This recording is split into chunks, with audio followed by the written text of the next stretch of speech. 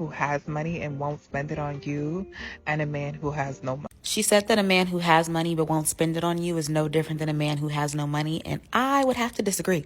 Because I personally think that a man with money who won't spend it on you is worse than a broke man. Like, if you decide to date a broke man knowing his financial situation, like, you know, you're not getting a lot of tricking. You're not getting no money spent on you because he ain't got none. But to see a man who has money, you know, dresses nice, got a nice home, like spends his money, but won't spend it on you, that's like a different type of disrespect. Because for one, I personally think that it's not even that these men won't spend money on someone they're dating. It's just they don't like you that much, and so they won't spend money on you. But if they really like the woman, then they gonna get to spending their money. And so you just need to leave, because why you want to be with somebody who don't like you like that? And if the alternative is just that, you know, they're always like that with anyone that they date, ick. Like, that's definitely worse than you just not having no money. Difference between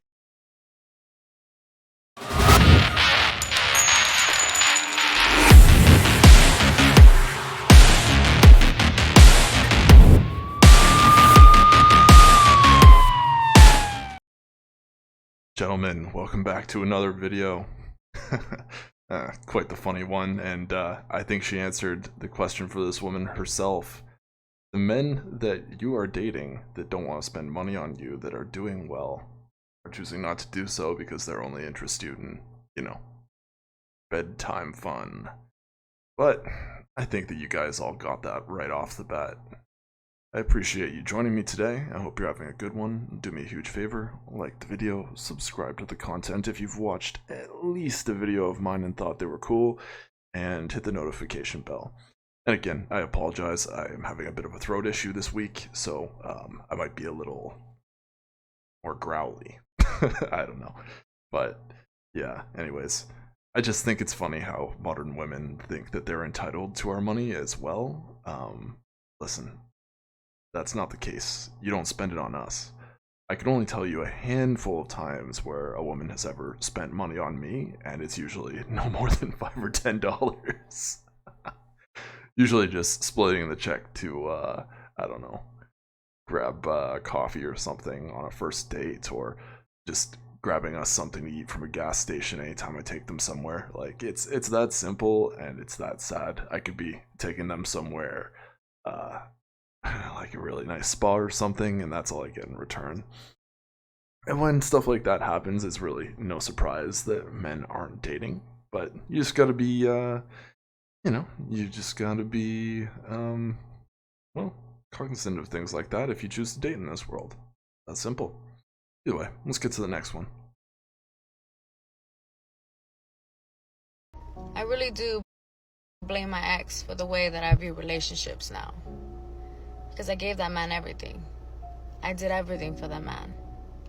Literally would have given him the world if I could. And he dropped me from one day to another like I was nothing. So I apologize if I do hesitate on loving you, trusting you, and giving you my all. I'm working on it. You feel me? You see, Do you feel her, ladies and gentlemen? I feel like reaching for a box of tissues and, mopping up my fake tears. Anyways, sub story we've heard 1,000 times before, and this one has quite the following on TikTok because of her little video journal here, crying about how one man completely ruined her dating life. And I think that's just, well, sad, to be honest with you. Unfortunately, I think that's the whole alpha widow situation. Chad just really messed up her life there, and the rest of the people that she chooses to date has to suffer because she's so mentally traumatized from it. Either way, I hope that this woman gets therapy and deals with things and can have a healthy dating life, but choose not to and just post TikTok videos. It's really no surprise. There's a lot of broken women in the dating market, sad as it is. Oh, and just to give you some context here, she has 100k likes on this video alone and 6.5 million likes on her channel itself. And this is literally all it is. It's just like her sobbing about the guy and what she's doing to fix herself and whatnot. It's just This is what content is nowadays. Craziness. Craziness. And then I like how she doesn't even engage with her comment section. The topmost comment is from a man saying, "Same, I gave her everything, and look at me now, single father." Damn, dude. It's just the reality of dating and marriage. You gotta be careful, guys. Rooting for you if you're in the dating sphere, if you're going your own way. Congrats on that in its own sense, really. But we're gonna move on to the final TikTok here. Just give me a second to look up. And this one's a bit of a head scratcher. I think she missed the point. Can we talk about how ads like these 9 years ago, they were called the most beautiful twins. Now look at them. That's kind of... that's a child.